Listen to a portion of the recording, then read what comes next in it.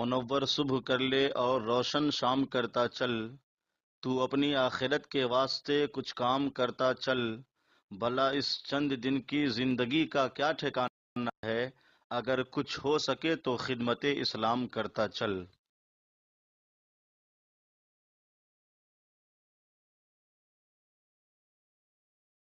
سورہ آل عمران کی آیت نمبر 156 156۔ سورہ آل عمران کا 17واں رکوع اور چوتھے پارے کا 8واں رکوع۔ یا ایھا الذین آمنوا لا تکونوا کالذین کفروا وقالوا لاخوانہم، اے ایمان والوں ان کافروں کی طرح نہ ہونا جنہوں نے اپنے بھائیوں کے متعلق کہا اذا ضربوا فی الارض او کانوا غزا، جب وہ سفر یا جہاد کو گئے، لو کانوا عندنا ما ماتوا وما قتلوا، کہ ہمارے پاس ہوتے تو نہ مرتے اور نہ مارے جاتے۔ یہ جو واقعہ پچھلے رکوع میں ہم نے سماعت کیا کہ غزوہ احد کے موقع پر 70 مسلمان شہید ہو گئے اور جتنے شرکاء تھے سب زخمی ہوئے، تو ان کے متعلق منافقین نے یہ کہا کہ اگر یہ سفر پر نہ جاتے، جہاد پر نہ نکلتے، ہمارے پاس ہوتے تو نہ مرتے اور نہ مارے جاتے۔ تو فرمایا اے ایمان والوں تم ان جیسے نہ ہونا اور ایسی سوچ نہ رکھنا۔ یا ایھا الذین آمنوا لا تکونوا کالذین کفروا، اے ایمان والوں کافروں کی طرح نہ ہونا، یعنی عبداللہ بن ابی اور اس جیسے دیگر منافقوں کی طرح تم نہ ہونا۔ وقالوا لاخوانہم، اور انہوں نے کہا اپنے بھائیوں کے متعلق جو صحابہ شہید ہوئے تھے۔ منافقین مدینہ منورہ سے تعلق رکھتے تھے اور ان کی رشتہ داریاں تھیں، تو وہ اپنے رشتہ داروں کے متعلق یہ کہنے لگے اذا ضربوا فی الارض، جب انہوں نے زمین میں سفر کیا، او کانوا غزا، یا وہ جہاد پر گئے، تو ان منافقوں نے کہا لو کانوا عندنا ما ماتوا وما قتلوا، اگر یہ ہمارے پاس بیٹھے رہتے تو نہ یہ مرتے اور نہ ہی یہ مارے جاتے۔ حالانکہ بات یہ ہے کہ موت و زندگی اللہ کے اختیار میں ہے، وہ چاہے تو مسافر اور میدان جنگ میں جہاد کرنے والا سلامت واپس آ جائے، اور محفوظ گھر میں بیٹھنے والا موت سے ہمکنار ہو جائے۔ ان منافقوں کے پاس بیٹھنا کیا کسی کو موت سے بچا سکتا ہے؟ اور جہاد میں جانے سے کب لازم موت آتی ہے؟ اگر آدمی جہاد میں مارا جائے تو وہ موت گھر کی موت سے کئی گنا بہتر ہے۔ لہذا منافقین کا یہ کہنا بالکل غلط ہے اور فریب دینے کے لیے ہے، اور ان کا جو مقصد ہے وہ یہ ہے کہ مسلمانوں کو جہاد سے دور کر دیا جائے۔ انسان کو موت تو اسی وقت آتی ہے جب لکھی ہوتی ہے، میدان جنگ میں جانے سے موت نہیں آتی، اور نہ ہی گھر میں بیٹھ کر انسان بچ سکتا ہے۔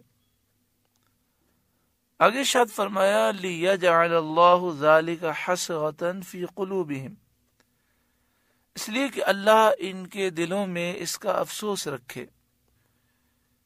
اور یہ کڑتے رہیں کہ کاش یہ نہ جاتے تو نہ مرتے۔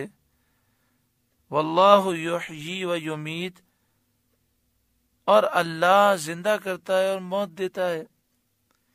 تو ان کی اس طرح کی باتوں سے کوئی فائدہ نہیں زندگی اور موت اللہ کے دست قدرت میں ہے۔ واللہ بما تعملون بصیر، اور اللہ تمہارے کام دیکھ رہا ہے۔ وَلَئِن قُتِلْتُمْ فِي سَبِيلِ اللَّهِ، اب اس آیت کریمہ میں یہ درس دیا جا رہا ہے کہ تم جہاں کہیں بھی ہو تمہیں موت اپنے وقت پر آئے گی۔ اگر اللہ کی راہ میں موت آ جائے، تم اللہ کی راہ میں شہید کر دیے جاؤ یا اللہ کی راہ میں طبعی موت سے انتقال کر جاؤ، تو اس میں تمہارا نقصان کیا ہے؟ موت تو اپنے وقت پر آئی، لیکن تمہارے لیے بے حساب ثواب اور مغفرت کے خزانے حاصل ہو گئے۔ وَلَئِن قُتِلْتُمْ فِي سَبِيلِ اللَّهِ، اور بے شک اگر تم اللہ کی راہ میں مارے جاؤ، او متم، یا مر جاؤ، اور بالفرض وہ صورت ہی پیش آ جائے جس کا یہ منافقین تمہیں اندیشہ دلاتے ہیں، لَمَغْفِرَةٌ مِّنَ اللَّهِ وَرَحْمَةٌ، ضرور اللہ کی طرف سے بخشش اور رحمت، خیر مما یجمعون، ان کے سارے دھن دولت سے بہتر ہے۔ جو وہ مال جمع کرتے ہیں اس سے بہت بہتر ہے اللہ کی طرف سے بخشش کا حاصل ہو جانا اور رحمت کا حاصل ہو جانا۔ تو اللہ کی راہ میں مرنے والوں کو یہ بشارتیں حاصل ہوتی ہیں۔ وَلَئِن مُتُّمْ أَوْ قُتِلْتُمْ، اور اگر تم مرو یا مارے جاؤ، اللہ کی راہ میں نکلے ہو، کسی بیماری سے انتقال کر جاؤ یا تمہیں شہید کر دیا جائے، لَإِلَى اللَّهِ تُحْشَرُونَ، تو اللہ ہی کی طرف اٹھنا ہے، ضرور تم اللہ ہی کی طرف جمع کیے جاؤ گے۔ اس میں کتنا پیارا انداز ہے کہ موت تو ایک وقت پر آئے گی۔ تمہیں یہ منافقین ڈراتے ہیں کہ جہاد میں گئے تو مارے جاؤ گے۔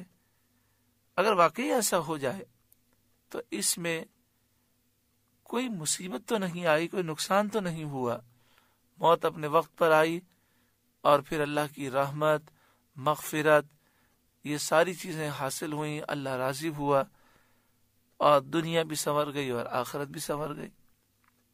صدر الافاضل مولانا نعیم الدین مراد آبادی تفسیر خزائن العرفان میں لکھتے ہیں، یہاں مقامات عبدیت کے تینوں مقاموں کا بیان فرمایا گیا۔ پہلا مقام تو یہ ہے کہ بندہ بخوف دوزخ اللہ کی عبادت کرے۔ اس وجہ سے اللہ کی عبادت کرتا ہے کہ اسے جہنم سے ڈر محسوس ہوتا ہے۔ یہاں یہ بیان کیا گیا کہ جو اللہ کی راہ میں مارا جائے اس کو عذاب نار سے امن دی جاتی ہے۔ اس کی طرف لمغفرۃ من اللہ میں اشارہ ہے کہ ضرور اللہ کی طرف سے بخشش، جسے اللہ بخش دے گا اسے جہنم سے امان نصیب ہوگا۔ دوسری قسم وہ بندے ہیں جو جنت کے شوق میں اللہ کی عبادت کرتے ہیں۔ اس کی طرف وہ رحمتن میں اشارہ ہے، کیونکہ رحمت بھی جنت کا ایک نام ہے۔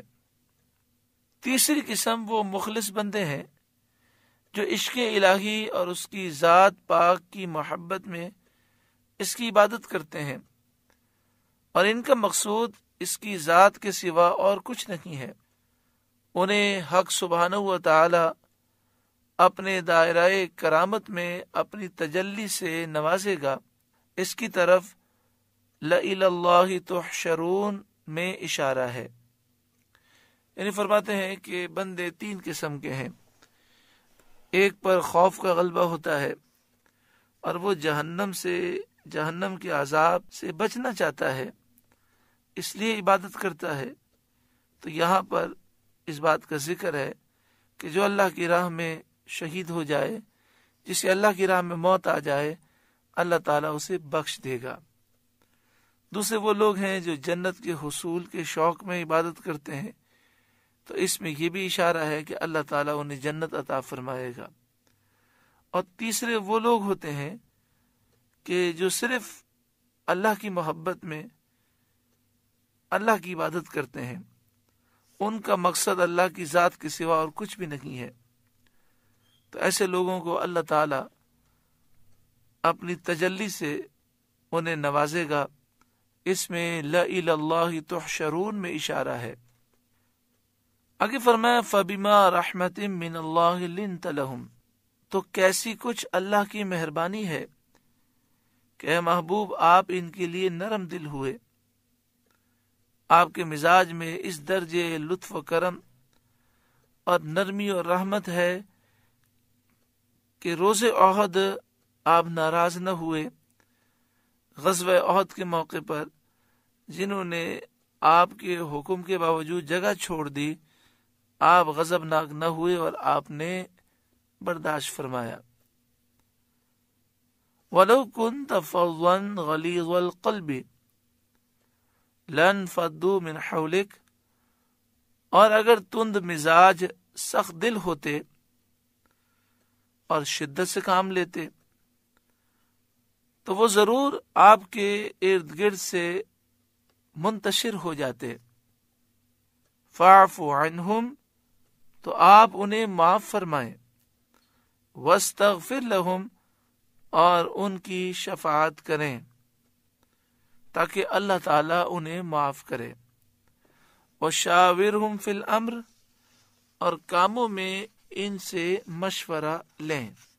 اس میں ان کا دل خوش ہوگا اور ان کی عزت افزائی ہوگی، اور اس کا یہ بھی فائدہ ہوگا کہ مشورہ لینا، مشورہ دینا سنت ہو جائے گا۔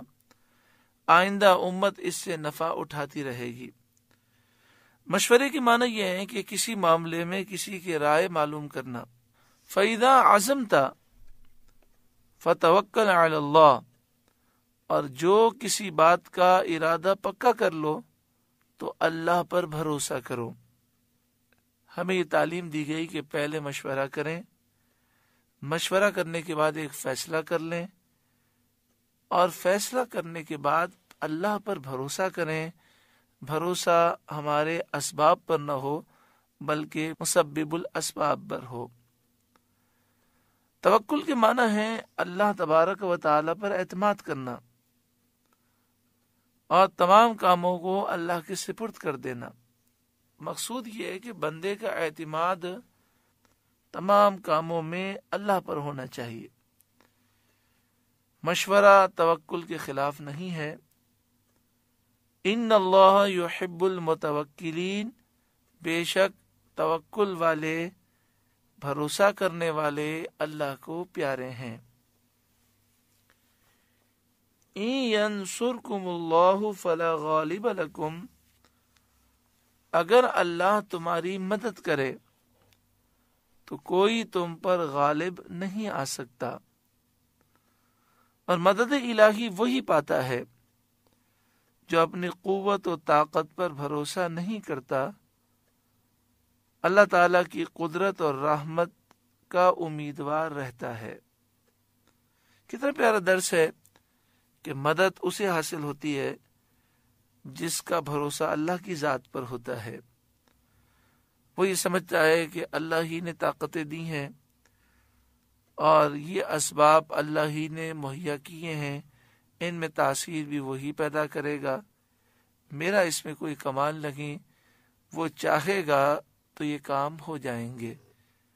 جب ہم کہتے ہیں انشاءاللہ، کسی کام کے متعلق کہتے ہیں کہ انشاءاللہ یہ کام کروں گا، تو معنی یہی ہوتے ہیں کہ بظاہر اسباب بھی ہیں، میرا ارادہ بھی ہے، اگر اللہ کا فضل ہوا، اس نے چاہا تو میں کرنے میں کامیاب ہو جاؤں گا۔ وَإِن يَخْذُلْكُمْ فَمَنْ ذَا الَّذِي يَنْصُرُكُمْ مِنْ بَعْدِهِ، اور اگر وہ تمہیں چھوڑ دے تو ایسا کون ہے جو پھر تمہاری مدد کرے۔ وَعَلَى اللَّهِ فَلْيَتَوَكَّلِ الْمُؤْمِنُونَ، اور مسلمانوں کو اللہ ہی پر بھروسہ کرنا چاہیے۔ اگر اللہ تعالی مدد نہ فرمائے تو پھر کون مدد کرنے والا ہے؟ گناہوں سے انسان کو دوری اختیار کرنی چاہیے۔ اگر گناہوں کے سبب رب العالمین ناراض ہو جائے تو نہ یہ دنیا دار لوگ ہمیں کام آ سکتے ہیں، نہ ہمارا مال اللہ کے غضب سے بچا سکتا ہے۔ وما کان لنبی ان یغل، اور کسی نبی پر یہ گمان نہیں ہو سکتا کہ وہ کچھ چھپا رکھے، کیونکہ یہ شان نبوت کے خلاف ہے۔ انبیاء سب معصوم ہیں، ان سے ایسا ممکن نہیں۔ نہ وہ وحی چھپاتے ہیں جس وحی کے اظہار کا حکم ہے، اور نہ وحی کے علاوہ اس چیز کو چھپاتے ہیں جس چیز کو ظاہر کرنے کا حکم ہے۔ وَمَن يَغْلُلْ يَأْتِ بِمَا غَلَّ يَوْمَ الْقِيَامَةِ، اور جو چھپا رکھے وہ قیامت کے دن اپنی چھپائی چیز لے کر آئے گا۔ یہ عام حکم ہے کہ جو بھی شخص خیانت کرے تو جو چیز اس نے خیانت کی ہوگی وہ چیز لے کر کل بروز قیامت آئے گا۔ ثُمَّ تُوَفَّى كُلُّ نَفْسٍ مَا كَسَبَتْ، پھر ہر جان کو ان کی کمائی پوری پوری دی جائے گی، یعنی جس جان نے جو کام کیے اچھے یا برے اس کا پورا بدلہ دیا جائے گا۔ وَهُمْ لَا يُظْلَمُونَ، اور ان پر ظلم نہ ہوگا۔ أَفَمَنِ اتَّبَعَ رِضْوَانَ اللَّهِ، تو کیا جو اللہ کی رضا مندی پر چلے، اللہ کو راضی کرنے والے کام کرے اور اللہ کو راضی کرنے میں وہ کامیاب ہو جائے،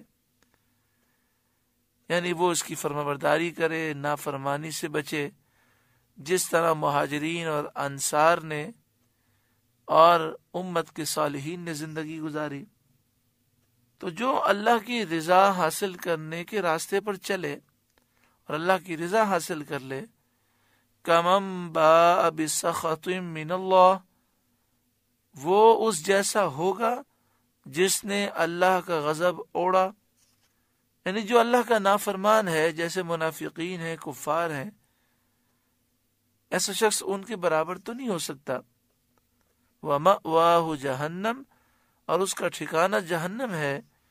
وَبِئْسَ الْمَصِيرُ، اور وہ کیا بری جگہ پلٹنے کی ہے۔ مصیر پلٹنے کی جگہ، جہنم کتنی بری جگہ ہے، اس میں جو جائے گا وہ انتہائی بد نصیب ہوگا۔ ہم درجات عند اللہ، وہ اللہ کے یہاں درجہ درجہ ہیں، ہر ایک کی منزلت اور اس کا مقام جدا جدا ہے۔ نیک کا الگ مقام ہے جنت میں، اور بد کا الگ مقام ہے جہنم میں۔ واللہ بصیر بما یعملون، اور اللہ ان کے کام دیکھ رہا ہے۔ لقد من اللہ علی المؤمنین، بے شک اللہ کا بڑا احسان ہوا مسلمانوں پر، اذ بعث فیہم رسولا من انفسہم، کہ انہی میں سے ایک رسول بھیجا، یتلو علیہم آیاتہ، جو ان پر اس کی آیتیں پڑھتے ہیں، وَيُزَكِّيهِمْ، اور انہیں پاک کرتے ہیں، وَيُعَلِّمُهُمُ الْكِتَابَ وَالْحِكْمَةَ، اور انہیں کتاب و حکمت سکھاتے ہیں۔ اللہ رب العالمین نے احسان عظیم فرمایا۔ من اللہ، اللہ نے احسان فرمایا، نعمت عظیم اللہ تعالی نے عطا فرمائی، کہ لوگ جاہل تھے، جانتے نہ تھے، عقل ناقص تھی۔ اللہ تعالی نے اپنے رسول کریم صلی اللہ علیہ وآلہ وسلم کو بھیج کر لوگوں کو گمراہی سے نجات دی۔ نبی اکرم صلی اللہ علیہ وسلم کے صدقے میں بینائی اور بصیرت حاصل ہوئی، اور لوگوں کو اللہ تعالیٰ نے جہالت سے نکالا، اور آپ کے صدقے میں سیدھی راہ کی ہدایت عطا فرمائی، اور آپ کے طفیل بے شمار نعمتیں عطا فرمائی۔ اللہ تعالیٰ کی ساری نعمتوں میں سب سے بڑی نعمت سرکار دو عالم صلی اللہ علیہ وآلہ وسلم کی ذات ہے۔ ساری کائنات حضور کے لیے بنائی گئی، آپ نعمت کبریٰ ہیں۔ ہمیں قرآن و حدیث کا یہ حکم ہے کہ جب نعمت حاصل ہو شکر ادا کریں، خوشی کا اظہار کریں۔ سب سے بڑی نعمت سرکار دو عالم صلی اللہ علیہ وآلہ وسلم کی ذات ہے۔ تو آج پوری دنیا کے مسلمان جب ربیع الاول کا مہینہ آتا ہے، اس نعمت عظمیٰ کے ملنے پر شکر ادا کرتے ہیں، نفلی روزے رکھتے ہیں، نفلی نمازیں پڑھتے ہیں، قرآن پاک کی تلاوتیں ہوتی ہیں، قرآن خوانیاں ہوتی ہیں، محفلیں ہوتی ہیں جس میں اللہ کی حمد و ثنا، ذکر و دعا کی محفلیں ہوتی ہیں، قرآن و حدیث کی روشنی میں درس ہوتے ہیں۔ یہ سب انداز شکر منانے کے ہیں۔ اللہ تعالیٰ کا کرم ہے، ہر سال اس میں اضافہ ہو رہا ہے، اور لوگوں کے دلوں میں جو حضور صلی اللہ علیہ وسلم کی محبت ہے، اس مبارک مہینے میں اس میں خاص ولولہ و جوش پایا جاتا ہے۔ دعا فرمائیں کہ تا قیامت یہ سلسلہ جاری و ساری رہے، اور ہماری اولادیں، ہماری نسلیں بھی ہمیشہ تا قیامت جشن عید میلاد النبی مناتے رہیں۔ اس بارے میں اگر آپ تفصیل جاننا چاہیں تو باہر شریعت مسجد سے کتاب حاصل کر لیں، عظمت قرآن اور جشن عید میلاد النبی۔ اس کے علاوہ اس موضوع پر آپ کیسٹ اور سی ڈی بھی حاصل کر سکتے ہیں۔ تو فرمایا کہ اللہ تبارک و تعالی نے مومنوں پر احسان فرمایا جب انہی میں سے ایک رسول بھیج دیا جو لوگوں کے حال پر انتہائی شفقت اور کرم فرمانے والے ہیں، اور ان کا زہد، تقوی، پرہیزگاری، دیانتداری، ان کی خوبیاں، ان کے اخلاق سے لوگ واقف ہیں۔ یتلو علیہم آیاتہ، جو ان پر اس کی آیتیں پڑھتے ہیں، ویزکیہم، اور انہیں پاک کرتے ہیں۔ ہدایت دینے والا اللہ رب العالمین ہے، لیکن یہاں ہدایت کی نسبت نبی اکرم صلی اللہ علیہ وآلہ وسلم کی طرف کی گئی کہ آپ لوگوں کو پاک کرتے ہیں، ان کا ظاہر بھی پاک کرتے ہیں، باطن بھی پاک کرتے ہیں، دل بھی پاک کرتے ہیں، اور ان کی سوچ کو بھی پاک کرتے ہیں۔ تو جو نبی اکرم صلی اللہ علیہ وآلہ وسلم سے وابستہ ہو جاتا ہے، اس پر اللہ کا خصوصی کرم ہوتا ہے، دنیا اور آخرت میں وہ کامیاب ہو جاتا ہے، اور ہر برائی سے وہ پاک ہو جاتا ہے۔ وَيُعَلِّمُهُمُ الْكِتَابَ وَالْحِكْمَةَ، اور انہیں کتاب اور حکمت سکھاتے ہیں۔ نفس کی جو دو قوتیں ہیں، ایک عملی قوت ہے، ایک علمی قوت ہے، تو یہ محبوب ان دونوں قوتوں کو بڑھاتے ہیں اور اس کی تکمیل فرماتے ہیں۔ وَإِن كَانُوا مِن قَبْلُ لَفِي ضَلَالٍ مُبِينٍ، اور وہ ضرور اس سے پہلے کھلی گمراہی میں تھے کہ حق اور باطل میں، نیک اور بد میں فرق نہ کر سکتے تھے۔ آج بھی جو لوگ قرآن پاک سے دور ہیں، وہ حق اور باطل میں، اچھائی اور برائی میں فرق نہیں کر پاتے۔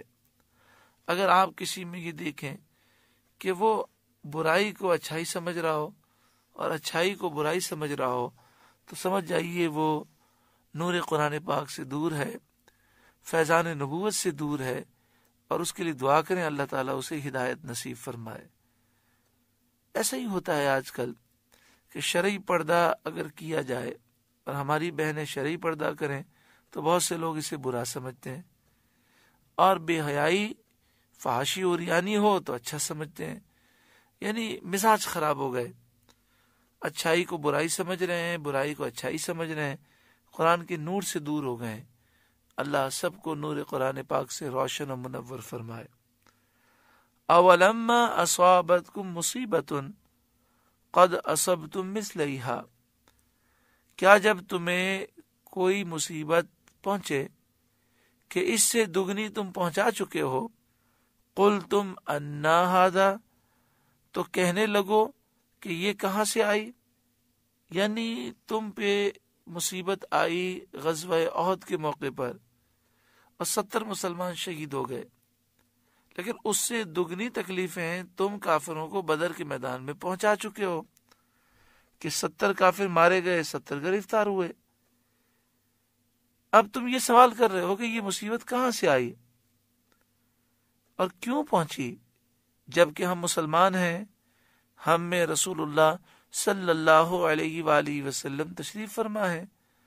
قل، اے محبوب آپ فرما دیجئے، ہوا من عند انفسکم، وہ تمہاری ہی طرف سے آئی، کیونکہ تم نے نبی اکرم صلی اللہ علیہ وآلہ وسلم کے حکم سے لغزش کی، تم اس حکم سے ہٹ گئے۔ 40 افراد جو درے پر تعینات تھے، وہ ٹیلے پر، وہ وہاں سے ہٹ گئے، اس وجہ سے یہ پریشانی آئی۔ ان اللہ علی کل شیء قدیر، بے شک اللہ سب کچھ کر سکتا ہے۔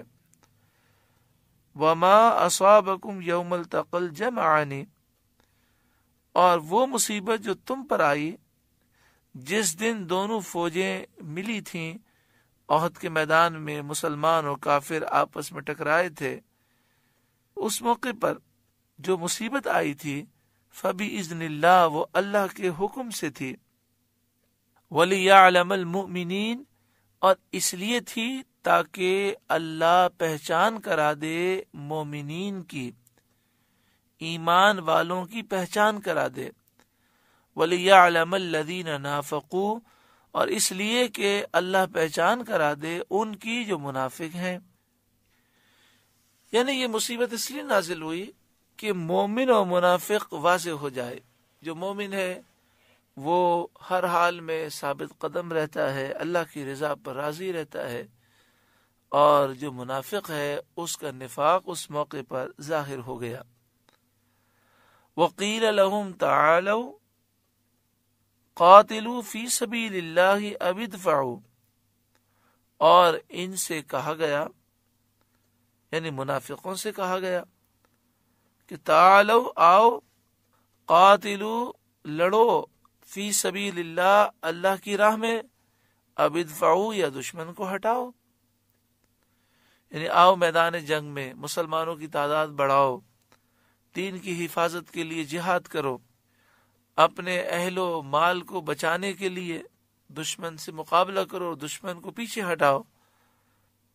قالوا، وہ بولے، لو نعلم قتالا لاتبعناکم، اگر ہم لڑائی ہوتی جانتے تو ضرور تمہارا ساتھ دیتے۔ اس سے منافقین کی مراد یہ تھی کہ یہ تو لڑائی نہیں بلکہ خودکشی ہے، کہ یہاں 700 افراد ہیں، وہاں 3000 افراد ہیں، اور وہ پوری طرح اسلحے سے لیس ہیں۔ اگر یہ مقابلے کی لڑائی ہوتی تو ہم لڑتے، لیکن یہ تو موت کی طرف جانا ہے اور خودکشی ہے۔ قالوا، وہ بولے، لو نعلم قتالا لاتبعناکم، اگر ہم لڑائی ہوتی جانتے تو ضرور تمہارا ساتھ دیتے۔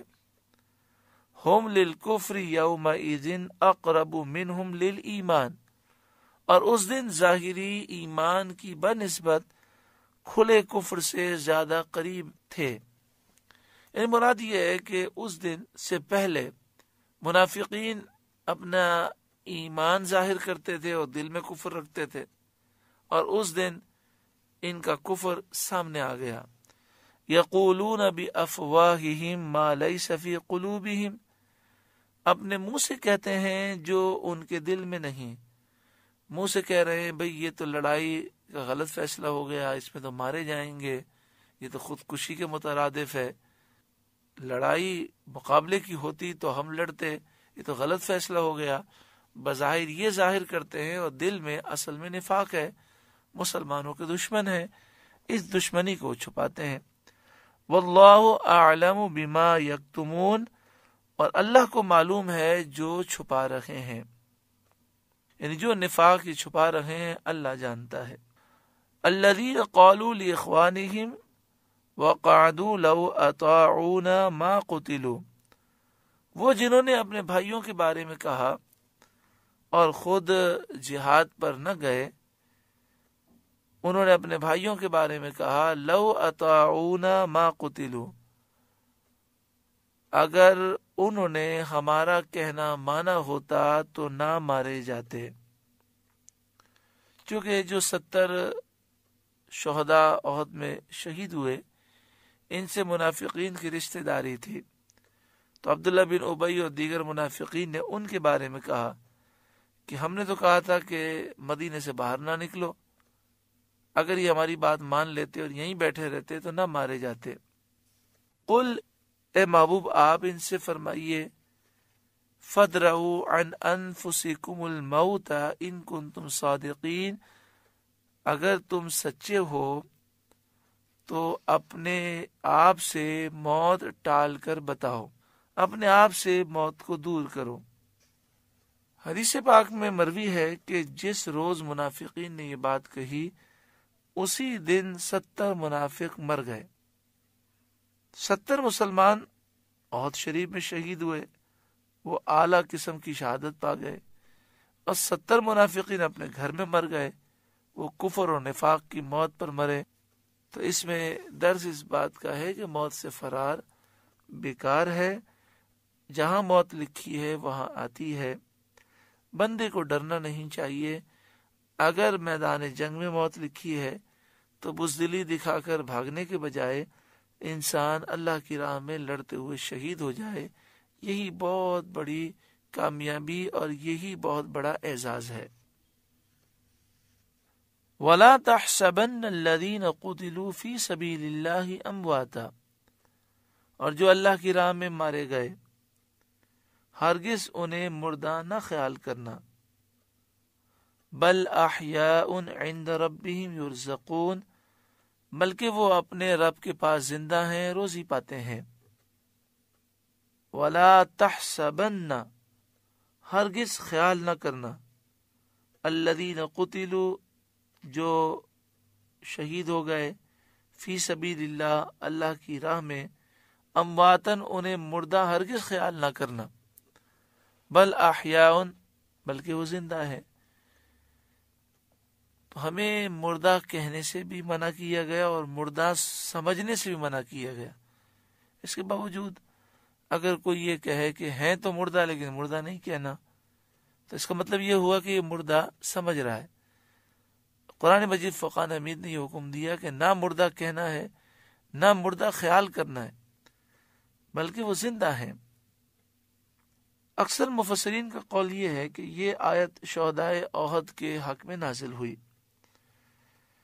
حضرت عبداللہ بن عباس رضی اللہ تعالی عنہما سے مروی ہے، سید عالم صلی اللہ علیہ وآلہ وسلم نے فرمایا، جب تمہارے بھائی احد میں شہید ہوئے، اللہ تعالی نے ان کی روحوں کو سبز پرندوں کے قالب جسم عطا فرمائے، یعنی گرین پرندے ان کے لیے سواریاں بن گئیں۔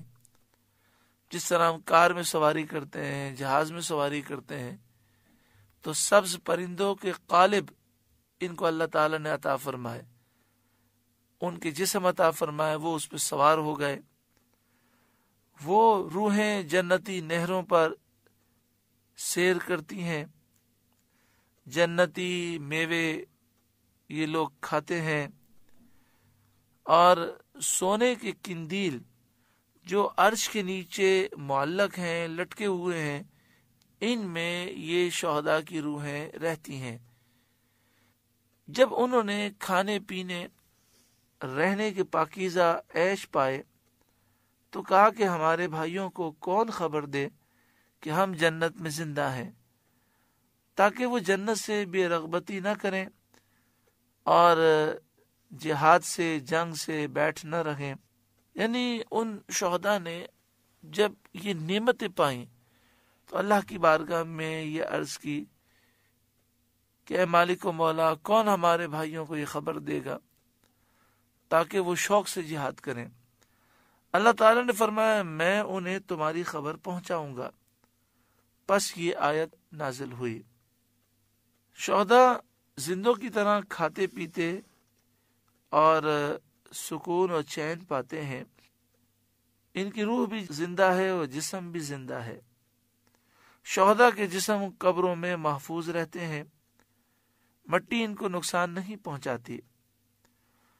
صحابہ کرام کے زمانے سے لے کر آج تک اس کے بکثرت مشاہدے موجود ہیں کہ اگر کبھی شہداء کی قبریں کھل گئیں تو ان کے جسم تر و تازہ پائے گئے۔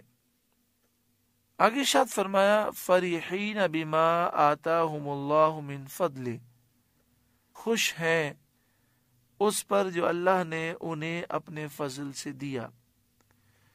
جو فضل، عزت، انعام، احسان، موت کے بعد زندگی، اپنا خاص قرب، جنت کا رزق اور اس کی نعمتیں اللہ نے عطا فرمائیں، اور یہ ساری منزلیں حاصل کرنے کے لیے شہادت کی توفیق دی، اس پر یہ شکر ادا کرتے ہیں اور خوش ہیں۔ وَيَسْتَبْشِرُونَ بِالَّذِينَ لَمْ يَلْحَقُوا بِهِمْ مِنْ خَلْفِهِمْ، اور خوشیاں منا رہے ہیں اپنے بعد آنے والوں کی جو ابھی ان سے نہ ملے، یعنی ابھی وہ دنیا میں ایمان اور تقوی پر ہیں، جب شہید ہوں گے تو شہداء سے ملاقات کریں گے اور قیامت کے دن امن اور چین کے ساتھ وہ اٹھائے جائیں گے۔ اللہ خوف علیہم ولا هم یحزنون، کہ ان پر نہ کچھ اندیشہ ہے اور نہ کچھ غم۔ اس سے معلوم ہوا کہ شہداء جب شہید ہو جاتے ہیں تو انہیں اس بات کی خبر دی جاتی ہے کہ فلاں فلاں تمہارے دوست، احباب، رشتہ دار جو نیک صالح ہیں وہ بھی شہید ہو کر تم سے ملنے والے ہیں۔ معلوم ہوا کہ ان کے مرنے سے پہلے، ان کی شہادت سے پہلے شہداء کو اس بات کا علم ہو جاتا ہے کہ اس کو شہادت ملنی ہے اور وہ ہم سے ملے گا۔ اللہ تبارک و تعالی اپنے نیک بندوں کو بے حساب غیبی علم عطا فرماتا ہے۔ یستبشرون بنعمت من اللہ وفضل، خوشیاں مناتے ہیں اللہ کی نعمت اور فضل کی۔ وَأَنَّ اللَّهَ لَا يُضِيعُ أَجْرَ الْمُؤْمِنِينَ، اور یہ کہ اللہ مسلمانوں کا، مومنوں کا اجر ضائع نہیں کرتا۔ بخاری مسلم کی حدیث میں ہے، حضور صلی اللہ علیہ وسلم نے فرمایا جس کسی کے راہ خدا میں زخم لگا، اللہ کی راہ میں نکلا ہوا ہے اور زخم لگ گیا، وہ قیامت کے دن ویسا ہی آئے گا جیسا زخم لگنے کے وقت تھا۔ زخم بھی ہوگا، بظاہر خون بھی ہوگا، لیکن اس کے خون میں خوشبو مشک کی ہوگی اور رنگ خون کا ہوگا۔ ترمذی اور نسائی کی حدیث میں ہے کہ شہید کو قتل سے تکلیف نہیں ہوتی مگر ایسی جیسے کسی کو ایک خراش لگ جائے۔ مسلم شریف حدیث میں ہے شہید کے تمام گناہ معاف کر دیے جاتے ہیں سوائے قرض کے۔ اللہ رب العالمین ہم پر خاص فضل و کرم فرمائے۔ سورہ آل عمران کا 17واں رکوع مکمل ہوا، اس کے نور سے رب العالمین ہمیں روشن و منور فرمائے۔ اس میں شہادت کا ذکر ہے، جہاد کا ذکر ہے۔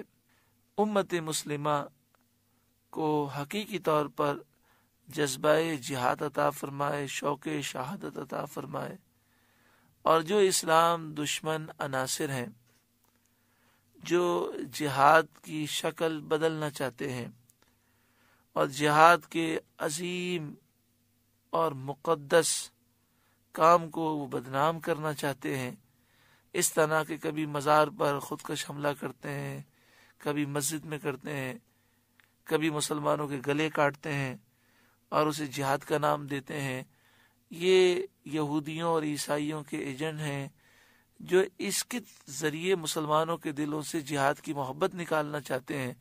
دعا فرمائے اللہ تعالیٰ انہیں ذلیل و رسوا فرمائے اور اہل حق کو اللہ تعالیٰ بیداری عطا فرمائے، جذبہ جہاد اور شوق شہادت نصیب فرمائے، ناموس رسالت کے لیے اپنا سب کچھ قربان کرنے کا جذبہ عطا فرمائے، اور پوری دنیا میں نظام مصطفیٰ صلی اللہ علیہ وسلم کو قائم کرنے کے لیے جد و جہد کرنے کی توفیق عطا فرمائے۔ آمین ثم آمین بجاہ سید المرسلین صلی اللہ علیہ وآلہ وسلم۔